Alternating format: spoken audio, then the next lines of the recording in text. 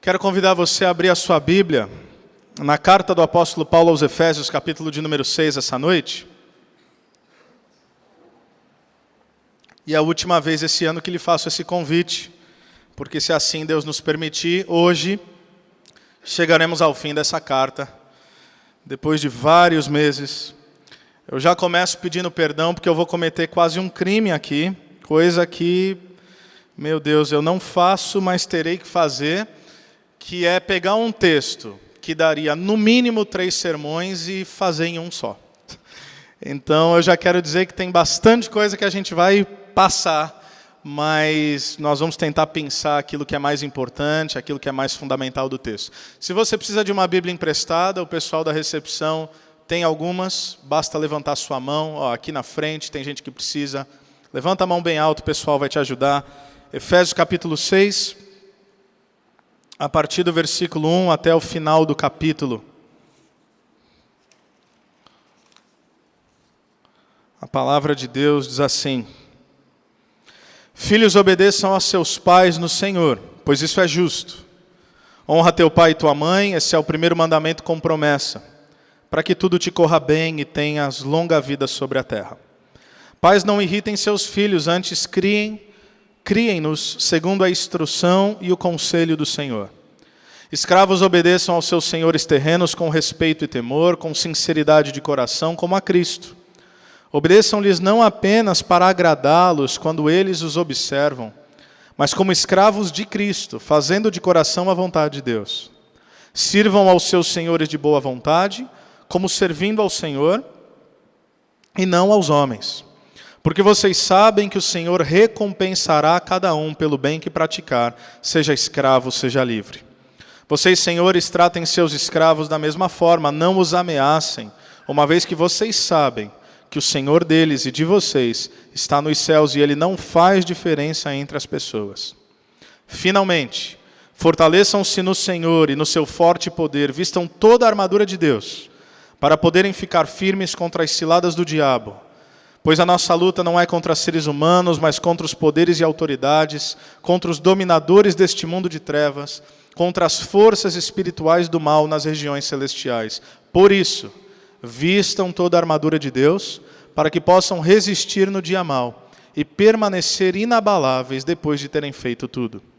Assim mantenham-se firmes, cingindo-se com o cinto da verdade, vestindo a couraça da justiça e tendo os pés calçados com a prontidão do evangelho da paz. Além disso, usem o escudo da fé, com o qual vocês poderão apagar todas as setas inflamadas do maligno. Usem o capacete da salvação e a espada do Espírito, que é a palavra de Deus. Orem no Espírito em todas as ocasiões. Com toda oração e súplica, tendo isso em mente, estejam atentos e perseverem na oração por todos os santos. Orem também por mim, para que quando eu falar, seja-me dada a mensagem, a fim de que destemidamente torne conhecido o ministério do Evangelho, pelo qual sou embaixador, preso em correntes. Orem, para que, permanecendo nele, eu fale com coragem, como me cumpre fazer. Tíquico, o irmão amado e fiel servo do Senhor, lhes informará tudo, para que vocês também saibam qual é a minha situação e o que estou fazendo. Enviei-o a vocês por essa mesma razão, para que saibam como estamos e para que ele os encoraje. Paz seja com os irmãos, e amor, com fé da parte de Deus Pai e do Senhor Jesus Cristo. A graça seja com todos os que amam a nosso Senhor Jesus Cristo, com amor incorruptível. Oremos. Senhor Deus e Pai, nós pedimos que mais uma vez o Senhor afie nossas mentes para compreender racionalmente a Tua palavra, mas que também possa dilatar os nossos corações para acolher o calor da Tua palavra, para acolher a Tua palavra de maneira que ministre aos nossos afetos, mente e coração. Como um antigo pregador já falecido dizia, é a lógica em chamas, é a Tua verdade absoluta, de modo transformador, sendo trazida aos nossos corações e mentes, de modo a frutificar para a glória do Teu nome. Transforma-nos de maneira que somente o Senhor pode fazer, que é de dentro para fora. Não apenas uma transformação de conduta, mas uma transformação de caráter segundo o Teu Espírito. Assim oramos no nome de Jesus. Amém. Amém. Semana passada falamos sobre casamento. E iniciamos, portanto, um trecho fundamental dessa carta. Obviamente, todos os trechos são de suma importância, mas um trecho onde o apóstolo Paulo vai falar de como o evangelho se aplica nas relações familiares. Aqui a gente também vai ver como o evangelho se aplica nas relações de trabalho. Então nós falamos sobre casamento domingo passado. Aqui nós vamos falar sobre pais e filhos e vamos falar sobre mestres e escravos, sobre senhores e servos, ou talvez contextualizando para os nossos dias, patrões e empregados. Isso é importante porque há uma citação clássica de Abraham Kuyper, teólogo já falecido. Ele diz que não há nenhum centímetro quadrado em toda a existência, o qual Cristo não clame sobre tudo e sobre todos, é meu. O que isso significa? Significa, fazendo alusão do retiro de mulheres que acabou de acontecer, que a vida com Deus é uma vida integral. É uma vida que não é separada mais por essa dicotomia, por esse dualismo grego, onde divide sagrado e profano, onde divide carne e espírito. Agora, na nova humanidade, tudo é espiritual, tudo é sagrado, porque o Espírito Santo de Deus habita em nós. Tudo aquilo que tocamos, de fato, se torna ambiente de sacralidade. Isso é importante, porque desde o início da história da redenção, desde o livro do Gênesis, passando pela formação do povo de Israel no êxodo egípcio, passando também pelo tempo dos juízes, dos reis, dos profetas, Deus sempre está mostrando uma coisa muito clara. Está mostrando que nessa humanidade não há esfera da vida em que Ele não queira transformar. Desde o Antigo Testamento, Deus deixa claro uma coisa, que Ele está formando um povo que integralmente sinaliza como a comunhão com Ele pode transformar toda uma comunidade. Quando você lê o Antigo Testamento por esse prisma, tudo faz muito mais sentido. Porque nós não podemos experimentar como ambiente sagrado apenas o ambiente de culto, apenas aquilo que nós temos na nossa experiência de espiritualidade como algo mais espiritual. Não, desde o Antigo Testamento, Deus deixa muito claro, e as suas leis, os seus mandamentos e os seus princípios vão exemplificar isso de modo muito evidente. Por exemplo, quando em Levítico, Deus vai trazer um sem número de instruções, por exemplo, em como deveriam ser as relações interpessoais. Por exemplo, como deveria ser a alimentação do seu povo. E aqui, obviamente, nós queremos entender o que era para Israel e o que é para a igreja, são coisas distintas. Mas por que será que Deus cuida da higiene sanitária do seu povo? Por que Deus fala para o seu povo, instruindo, olha, se alimente disso, não se alimente disso? Além das mensagens simbólicas que ele carrega ali, há instruções práticas. Porque, como eu disse, Deus quer influenciar o todo da vida. Por exemplo, no decálogo mosaico, os 10 mandamentos, há um mandamento ali que é para guardar o sábado. Hoje, no Novo Testamento, nós entendemos que a guarda do sábado, como eles faziam, não cabe mais a nós. Mas o princípio continua. E qual é o princípio? O homem trabalha 6 dias, e aqui por homem eu não estou falando de gênero, mas homem, mulher, humanidade, trabalha 6 dias e descansa ao 7º. Qual é o princípio? O princípio é que nós precisamos parar. O princípio é contra a nossa ganância. O princípio é que nós não damos conta de rotinas ininterruptas. Isso vai afetar nossa saúde, isso vai afetar nosso corpo, isso vai afetar nossa mente. O próprio Deus cria todas as coisas em 6 dias e descansa no 7º para nos estabelecer um exemplo. E isso é igualmente importante na realidade do povo de Israel, porque Deus dá esse mandamento depois deles terem sido escravos por 400 anos. Eles nasceram escravos, seus pais eram escravos, seus avós eram escravos, seus bisavós eram escravos. Então Deus tem que mandar esse povo parar, porque um escravo só sabe trabalhar. E aí você pensa, ok, mas isso era uma realidade da antiguidade. Me parece que nós, por conta dessa mesma natureza, lutamos com essas mesmas realidades nos dias de hoje. Há uma expressão do inglês hoje que a gente adotou, workaholic, que por muitos é visto como virtude. O que é o workaholic? É o cara viciado em trabalho. E a gente acha que ser viciado em trabalho é virtude. Não, é pecado. E Deus está falando que é pecado. Porque você não pode ser ganancioso ao ponto de querer sempre mais.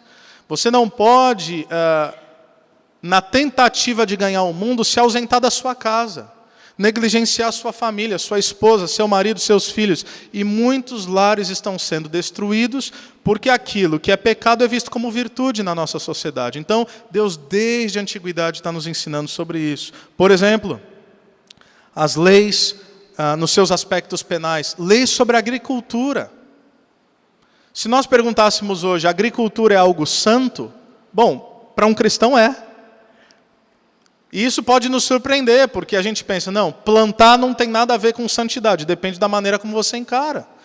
Porque se você é um cristão com a consciência de que Deus te transformou, não apenas nas suas atitudes, mas no seu caráter, você vai olhar para o Antigo Testamento e vai ver, por exemplo, que Deus fala, olha, quando vocês forem fazer a colheita, não vão colher até o final. Deixa um filete de colheita. Por quê? Porque vão vir estrangeiros. E porque vão vir órfãos. E porque vão vir viúvas. O que Deus está falando é, lembrem-se de que vocês também eram estrangeiros e vocês não tinham o que comer. Então deixe um pouco da sua colheita, não seja ganancioso. Quem diria que Deus está preocupado até a maneira como a gente planta e como a gente colhe? É exatamente isso que Deus está mostrando. Todas as relações, todas as condutas e todas as atitudes são redimidas dentro do povo de Deus, porque o povo de Deus é um povo redimido. Isso implica família. Isso implica trabalho. Ao falar de família, nós pensamos que o povo de Deus é como diz lá, tanto em Gênesis 12 quanto em Êxodo 19, é uma comunidade de contraste. Êxodo 19, Deus vai falar, vocês são nação santa. Ou seja, vocês são um povo diferente, um povo separado. E vocês também são sacerdócio real. A missão de vocês é viver de tal maneira que atraia as outras nações para o conhecimento do Deus vivo e poderoso. Deus de Israel no Antigo Testamento, Deus e Pai do nosso Senhor Jesus Cristo no Novo Testamento. A maneira como nós vivemos será atraente ou repelente para aqueles que não conhecem a Jesus Cristo. Você já parou para pensar sobre isso? Eu citei isso semana passada, que enquanto nós estávamos nessa viagem em Israel e tivemos uma aula com um rabino messiânico, um rabino que crê em Jesus como Messias, ele disse, Diego, tem uma coisa que você precisa entender sobre a cultura do Oriente Médio. E nós precisamos lembrar que grande parte desse livro vem de um contexto judaico. Ele dizia, aqui não basta você proclamar algo. As pessoas estão observando como é que você vive. Então, se nós falamos que cremos em algo, mas a nossa vida não demonstra essa transformação fruto de comunhão com Deus, ela não tem autoridade alguma. Então, nós vamos pregar Jesus como? Maridos amando suas esposas. Nós vamos pregar Jesus como? Esposas respeitando seus maridos. Nós vamos pregar Jesus como? Filhos, obedeçam aos seus pais no Senhor, pois isso é justo. Honra teu pai e tua mãe. Esse é o primeiro mandamento com promessa, para que tudo te corra bem e tenhas longa vida sobre a terra. Esse é o plano eterno de Deus, uma comunidade missional que ao caminhar com Deus, convida as nações a fazer o mesmo. Como? A partir do seu testemunho de vida. E eu disse que várias coisas eu teria que passar por cima, mas eu vou afirmar o seguinte. Em uma sociedade completamente desestruturada no aspecto familiar, e eu acho que ninguém discordaria dessa afirmação. Em uma sociedade onde pais são contra filhos, filhos são contra pais, rebeldia de um lado para o outro, filhos que não honram pais, pais que provocam a ira dos seus filhos, que não os instruem no caminho do Senhor, com preceitos bíblicos, com honra. Em uma sociedade assim, você faz ideia do poder que há no testemunho de uma família que se ama, que se respeita e que visa glorificar a Deus? Eu fico assustado, e eu sou pai, e eu clamo pela misericórdia de Deus, porque ainda estou criando meus filhos, eu e minha esposa, mas eu fico assustado de como a percepção de criação de filhos mudou ao longo do tempo, e o como hoje os filhos, ao invés de honrarem seus pais e serem submissos a eles, são os verdadeiros protagonistas do lar, de modo que transformam seus pais em verdadeiros reféns. Ouso dizer, obviamente, que o erro recai sobre os pais, porque a criança é um quadro em branco. Você que vai pintar sobre ele aquilo que você precisa ou deseja. Outro dia eu estava vendo uma palestra, acho que é Rossandro o nome dele, um sujeito muito famoso hoje em dia, e ele, até onde eu sei, não é cristão, é espírita, mas ele está fazendo palestras por aí na área de educação, e ele falava sobre amor e respeito no ambiente da paternidade. Ele fala, olha, você que é da geração da educação moral e cívica, alguma vez o seu pai ou sua mãe olhou para você quando você era pequeno e fala, você ama o papai? Ah, diz que ama o papai, diz. Você ama a mamãe? Alguém aqui de 30, 40 anos para cima ouviu seu pai ou sua mãe falar isso? Implorar por amor? Não ouviu. A pergunta é, você ama seu pai e sua mãe? Sim. A premissa dele, que tem toda a fundamentação bíblica, é que as gerações antigas, claro que elas têm também seus erros, elas demandavam respeito. E respeito, até a psicologia vai propor, é a premissa básica para o amor. Onde não tem respeito, não tem amor. Então não adianta tentar conquistar amor sem o respeito, ele não vai existir. Hoje os pais estão implorando pelo amor dos seus filhos e não têm o seu respeito. Então a geração passada impôs respeito e ganhou amor. A geração atual, que é amor, não ganha respeito, perde os dois. Filhos, honrem seus pais. Todos nós somos filhos aqui. Não sei se você ainda tem seus pais vivos ou não, mas a palavra de Deus diz que esse é o primeiro mandamento com promessa. É quase que uma equação matemática. Ao nós honrarmos os nossos pais, Deus nos abençoa com longos dias na terra. E é interessante pensar sobre isso. Não é um talvez. Deus está falando, honra teu pai e tua mãe, para que te prolongue seus dias sobre a terra. E os pais, não provoquem seus filhos. Não provoquem o temperamento dos seus filhos, tantos pais que não sabem se portar como pais.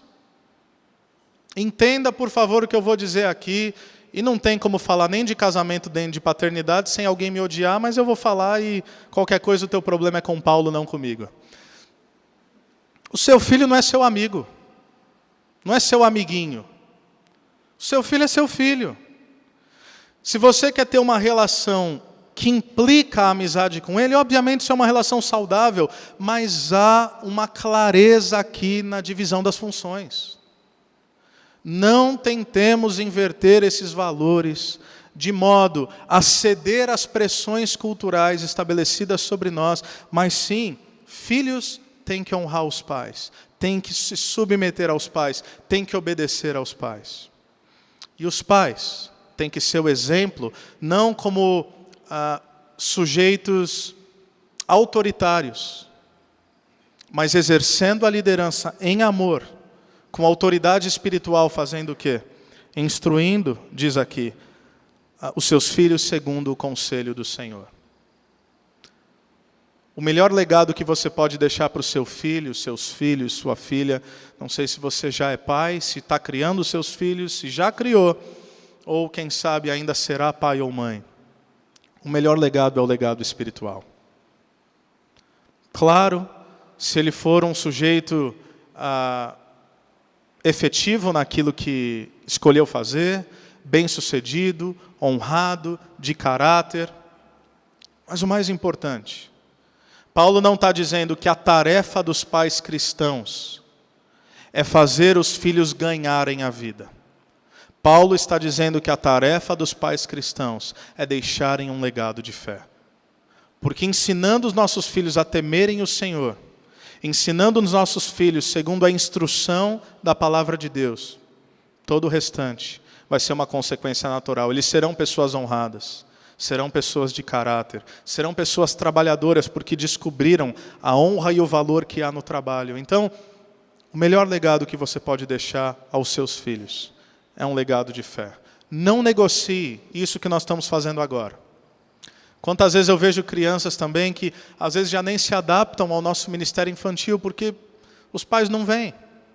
E aí quando vem, aquele é um ambiente estranho à criança. E aí sempre será estranho se ele não se tornar algo habitual. Tragam seus filhos para a igreja. Mas mais do que isso, entendam que a responsabilidade da instrução e do legado de fé ultrapassa a barreira do domingo e do templo. Mas é uma caminhada diária, dentro das nossas casas, orando com eles, ensinando a palavra de Deus a eles. Amém? O segundo aspecto que Paulo vai tratar aqui é o aspecto das relações de trabalho. Ele fala dos versículos 5 a 9, escravos obedeçam aos seus senhores terrenos com respeito e temor, com sinceridade de coração, como a Cristo. Obedeçam-lhes não apenas para agradá-los quando eles os observam, mas como escravos de Cristo, fazendo de coração a vontade de Deus. Sirvam aos seus senhores de boa vontade, como servindo ao Senhor e não aos homens, porque vocês sabem que o Senhor recompensará cada um pelo bem que praticar, seja escravo, seja livre. A primeira instrução é para os escravos. E como nós precisamos resgatar o conceito trazido aqui, o princípio trazido aqui. Nós fizemos no início do ano uma série intitulada Os Ídolos da Cultura. E me parece que um dos ídolos possíveis da nossa cultura, ídolo recente, que emerge a partir do nosso coração, é o ídolo da realização profissional. Outra coisa que antigamente não tinha. O que nossos pais e avós queriam? Eles queriam segurança, eles queriam deixar um legado, quem sabe no máximo um pedacinho de terra, uma casinha.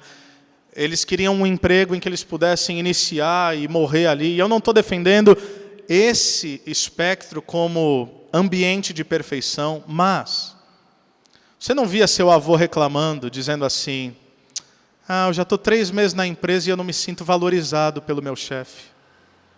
Amigo, ele não queria ser valorizado, ele queria botar o pão na mesa. Ele não queria tapinha nas costas, ele queria prover para a sua família. Existia um princípio de honra. Meu Deus, como a nossa geração é amolecida. Faço parte dessa geração, vejo todos os dias. Então, eu falo isso porque uma das tentações possíveis, e claro, você tem que alçar novos voos, você tem que sonhar, você tem que empreender. Se você acha que o seu ambiente de trabalho não é o adequado para você, vá para outro, sonhe, melhore, estude, se capacite. Faça tudo isso. No entanto, não perca de perspectiva que o seu ambiente de trabalho é também o ambiente do cumprimento da sua vocação. Por quê? É no seu ambiente de trabalho que você glorifica a Deus, sendo um bom empregado. Diego, mas você não conhece o meu chefe. Pode ser que ele realmente seja, assim, algo terrível. Mas eu queria que você voltasse para o texto e se lembrasse de um detalhe que parece que não faz diferença, mas faz toda a diferença. Paulo não está escrevendo a funcionários cristãos. Paulo está escrevendo a escravos. E a escravos, ele está dizendo, trabalhe não para o seu chefe, não para o seu senhor, não para o seu mestre, não apenas quando ele estiver olhando. Porque quando ele não estiver olhando, você não sai do WhatsApp, versão atualizada do que Paulo está dizendo. Não apenas quando ele está observando, não apenas por bajulação, não. Faça tudo com integridade. Gente, ele está falando para escravos diante dos seus senhores. Você quer relação mais opressora do que essa? E Paulo não está aqui endossando uma sociedade escravocrata. Não. O que Paulo está fazendo é algo completamente diferente. Tal como ele fez no ambiente de casamento, ele também faz agora. Ele não pode escrever e falar, acabou a escravidão. Por quê? Porque o evangelho ele não é social, ele é espiritual. E aí ele tem efeitos sociais. Portanto, o que Paulo faz? Escravos, não odeiem seus mestres. trabalhem como quem honra ao Senhor. E aí ele vai dizer, senhores, não usem seus escravos como objetos, como ferramentas apenas para o seu próprio lucro, como descartáveis. Não, trate-os com igualdade. Trate-os com justiça, é o que ele está dizendo aqui. E lembre-se, olhe a profundidade disso. Lembrem-se, senhores, não os ameacem, uma vez que vocês sabem que o Senhor deles e de vocês está nos céus e Ele não faz diferença entre as pessoas. Você tem noção do impacto que isso gera numa sociedade? Tal como numa sociedade machista, ele olha para o homem e fala, amem suas esposas de modo sacrificial. Numa sociedade onde a escravidão é algo absolutamente comum, ele olha para os mestres e fala, trate seus escravos como seus irmãos, porque é isso que eles são, e lembre-se, você há de dar conta para Deus. Imagine você, eu sou um senhor de escravos. E aí, durante a semana, segunda a sexta, segunda a sábado, eu estou olhando para aquele sujeito que nada mais é do que uma posse, um bem meu. Mas eu chego no domingo, eu me converti. E no domingo, no ajuntamento dos cristãos, o meu escravo é meu pastor. Isso acontecia. Essa é a revolução do Evangelho. Porque o que acontece? Não apenas, eu usei pastor, mas pense, ele é meu irmão em Cristo. Após aquele domingo, quando eu me deparei com o fato de que meu escravo é meu irmão em Cristo, e à luz do Evangelho todos somos iguais, dignos, criados à imagem e semelhança de Deus, na segunda-feira, invariavelmente, a minha relação com Ele vai mudar. Aliás, há algo interessante que os historiadores vão falar, inclusive historiadores cristãos, sobre o Império Romano, qual 2/3 de todo o Império era formado por escravos. Tinha mais escravo do que gente livre. E aí é interessante que o Império Romano foi um império dominante por séculos, mas não há datação histórica onde o Império Romano cai. O Império Romano nunca foi conquistado, ele não perdeu a guerra e algo se dissipou. Não, alguma coisa aconteceu. Naqueles primeiros 3 séculos da era cristã, que o Império Romano começa a se dissolver. E eu não posso afirmar, mas eu gosto de pensar que em uma revolução espiritual, onde escravos e livres, senhores, opressores e oprimidos, se convertem ao Cristo vivo, uma crise se instaura ali. E aí eu já não posso mais escravizar o meu irmão. O meu irmão está trabalhando para mim e eu vejo ele sofrendo, mas se dedicando como quem honra a Cristo. E agora eu vejo que esse meu irmão, que é meu escravo, não pode mais ser oprimido por mim, então eu falo, peraí, não dá mais para estabelecer esse tipo de relação. O Império Romano vai se dissolvendo. Ele vai implodindo. Ele vai se transformando de dentro para fora, à medida que o Evangelho se espalha por todo o Império. Aplicação para nós. Seja você um empregado, seja você um patrão. Lembre-se que antes de qualquer coisa você precisa honrar e glorificar a Deus. Se você é um empregado cristão e você trabalha meia boca, se você só desempenha o pico do seu potencial quando as pessoas estão te observando, ou quando você tem segundos interesses de uma promoção ou de qualquer outra coisa, se você não é fiel no ambiente que Deus te colocou e não honra a Deus através daquilo que você faz, não espere recompensa de maneira alguma. Mas se você trabalha visando a recompensa que é eterna, certamente você vai ver como fruto do seu trabalho recompensas terrenas também. E se você é patrão, cristão, seja justo, seja íntegro, não explore seus empregados. Eu sei que empreender no Brasil é coisa de louco.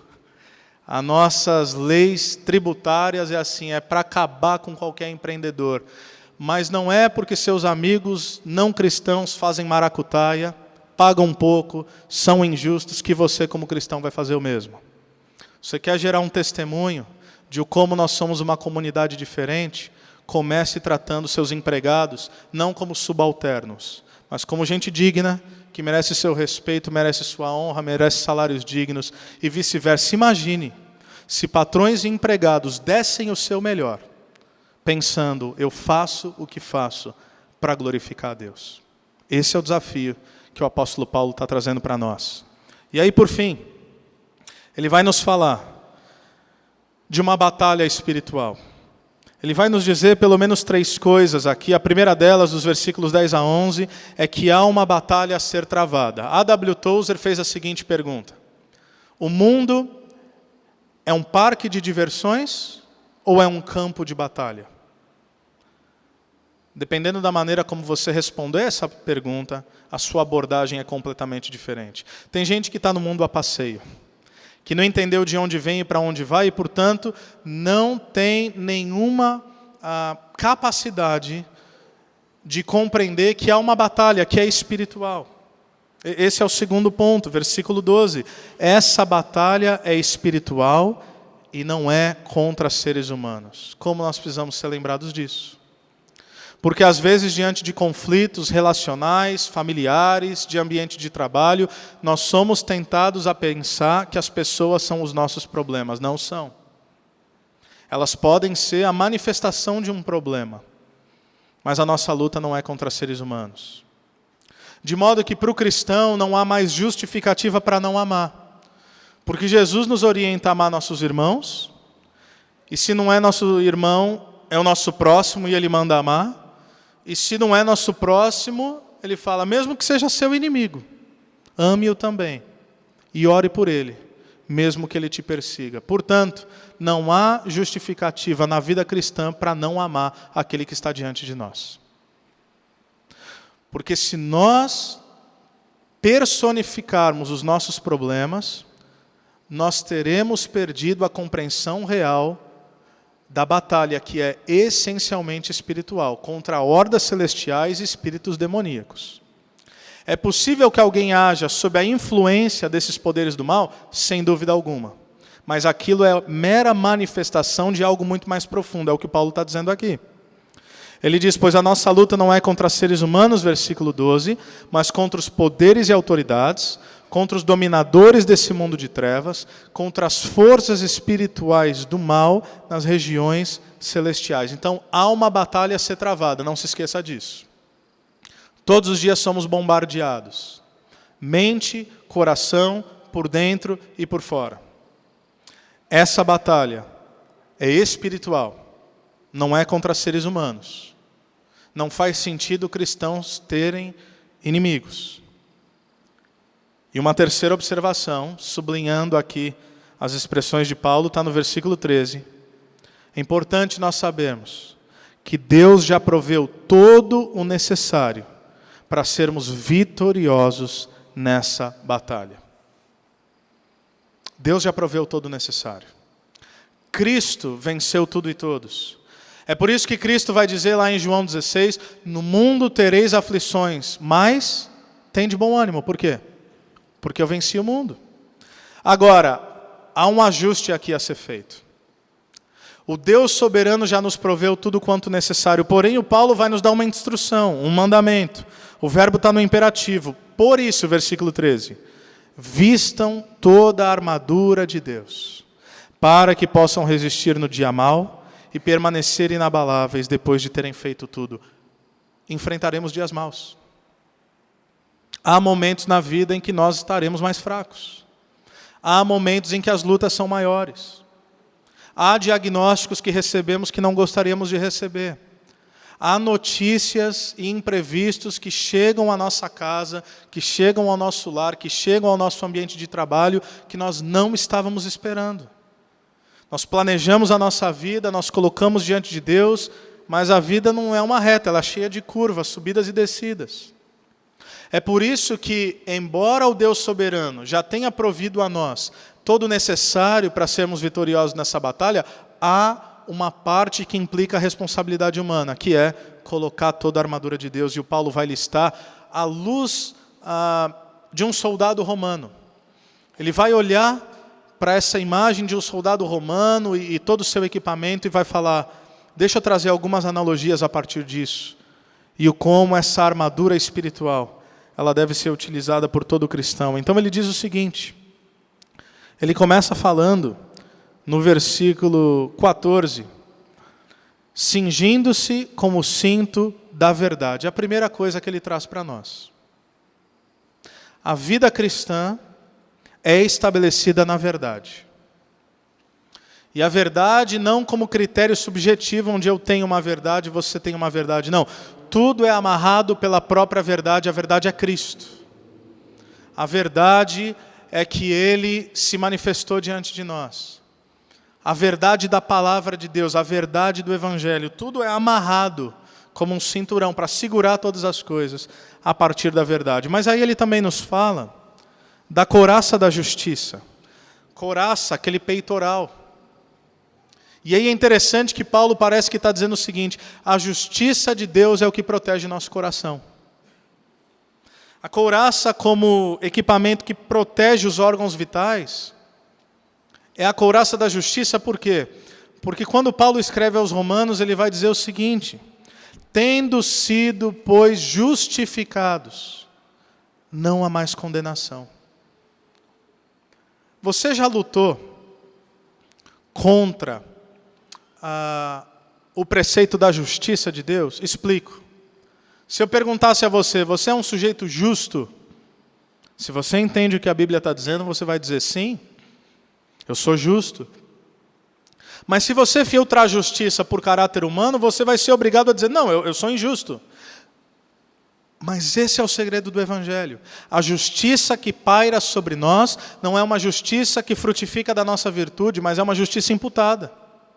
Nós somos justos não porque somos retos em nós mesmos, mas nós somos justos porque em Cristo fomos justificados. O justo morreu por nós injustos, e pela sua justiça agora nós somos declarados diante de Deus absolvidos. Perdão dos pecados, e isso protege o nosso coração.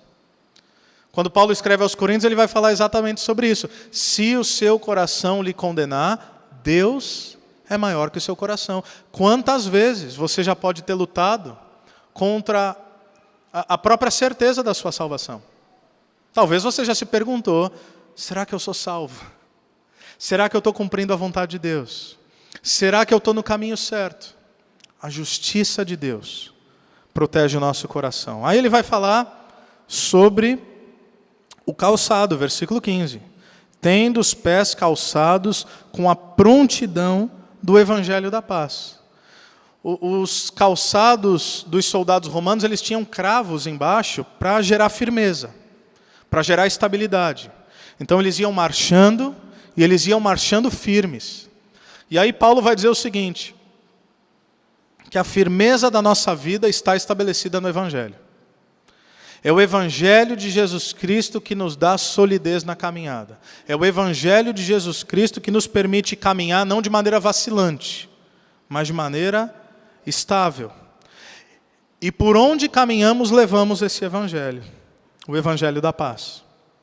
Ele fala também, no versículo 16, além disso, usem o escudo da fé. O escudo da fé, escudo romano, era um escudo de 1,60 por 70 centímetros de largura, um escudo grande.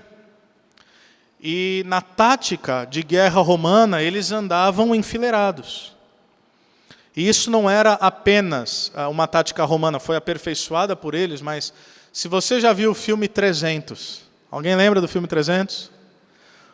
Um dos soldados que é rejeitado pelo rei, ele é rejeitado por quê? Por uma coisa e uma coisa apenas. Não é pela sua deformidade na coluna, mas é porque ele não consegue sustentar o escudo. Você se lembra disso, quem viu o filme? Por quê? Porque na tática de guerra, aquele escudo gigantesco, ele formava uma parede de proteção. Se tinha uma falha naquela fileira, se um escudo se abaixava, ali era a fragilidade por onde os inimigos iam entrar. Então, o escudo da fé é aquilo que nos protege contra o quê? Contra aquilo que vem de longe. Contra as setas inflamadas do maligno. Aquelas flechas que eram ateadas fogo e eram lançadas nos inimigos, ou seja, tudo aquilo que vem do inimigo das nossas almas, para nos incendiar, para tirar nossa paz, para nos ferir, quem sabe ferir inclusive mortalmente, para nos derrubar, para nos desabilitar da batalha. Quantos cristãos, por vacilarem na sua vida de oração e vigilância, caíram, porque permitiram que setas inflamadas do maligno chegassem contra eles. Não apenas isso, ele fala do capacete da salvação. Usem o capacete da salvação, versículo 17. E o capacete, de modo muito óbvio, é aquilo que protege a nossa mente. Me parece que grande parte das nossas batalhas não tem apenas a ver com os afetos, mas com os pensamentos. As dúvidas, os medos, as ansiedades, as angústias, as depressões, tudo tem a ver com a nossa mente. E aí Paulo está dizendo, Deus já proveu todo o necessário, mas aproprie-se disso. Aproprie-se da justiça de Deus, do Evangelho, aproprie-se da fé, que te protege contra as setas inflamadas do maligno. Coloque o capacete da salvação, ou seja, tenha profunda convicção da sua salvação em Cristo, para que sua mente esteja blindada contra as mentiras de Satanás. Contra os medos, contra as angústias, contra as mais variadas possibilidades mentais, psicológicas, psíquicas, que afetam a todos nós, de uma maneira ou de outra. Há quem diga que estresse, depressão, crises de ansiedade são algumas das coisas mais comuns da nossa geração. A palavra de Deus está dizendo, coloque o capacete da salvação. Lembre-se de quem você é em Jesus. Lembre-se que você é filho e filha amada. Lembre-se da importância que você tem para Deus ao ponto dele enviar seu próprio filho para morrer na cruz do Calvário. E tenha sua mente protegida pela salvação que há em Cristo. E ele termina como último elemento a espada do Espírito, que é a palavra de Deus. Essa espada aqui, a expressão no grego, é a expressão macaira. Fala de uma espada pequena, não é uma espada gigante, não.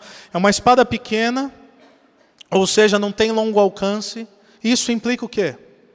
Implica a verdade mais óbvia, mas que precisa ser dita, que essa luta ela é pessoal. Ou seja, você não está lutando de longe como alguém que vê uma guerra. Não, você está com essa espada embanhada e você vai precisar usá-la.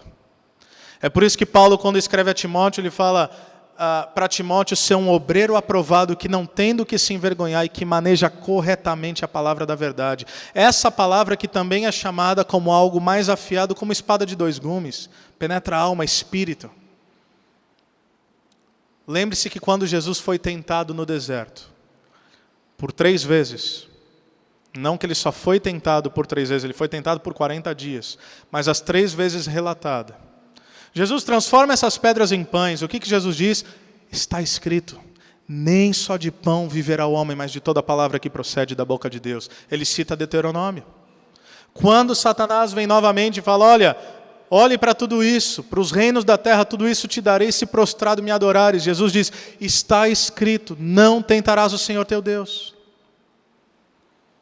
Ou, melhor, essa é outra, não se prostrarás diante de nenhum outro. E aí sim, leva ao pináculo do templo, um canto ali na esplanada do templo, um lugar muito alto, onde ele poderia se lançar e fala, lança-te daqui para baixo, porque a palavra Satanás usa, as Escrituras, diz, porque a palavra diz, darás ordem aos anjos ao teu respeito e eles te sustentarão em seus braços. E aí então Jesus diz, não tentará o Senhor o teu Deus. Está escrito, está escrito, está escrito. Um cristão que não está empunhando a espada do Espírito, que é a palavra de Deus, é um cristão que está fadado a ser vencido nas batalhas espirituais do dia a dia. Conheçam a palavra, estudem a palavra, amem a palavra, se apeguem à palavra de Deus. Porque a palavra é o único instrumento aqui de defesa e ataque. Todos os outros são de defesa. Percebeu isso? Capacete te protege, escudo te protege, couraça te protege, o cinto segura tudo, o calçado te estabelece com firmeza, mas a espada do Espírito é algo que serve para a defesa, mas também para o enfrentamento.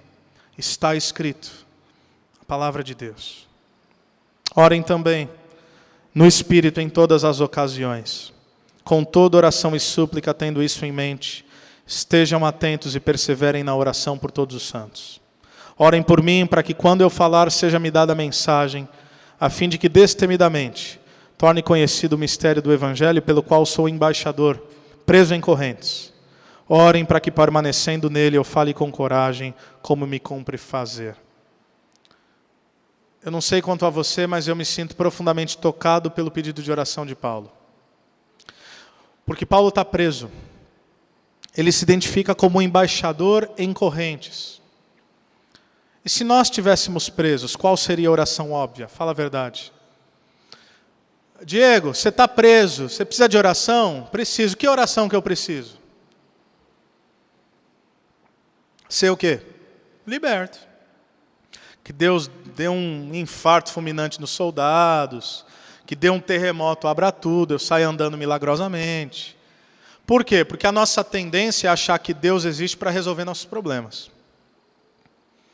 E a gente está pensando que as batalhas espirituais têm a ver com isso.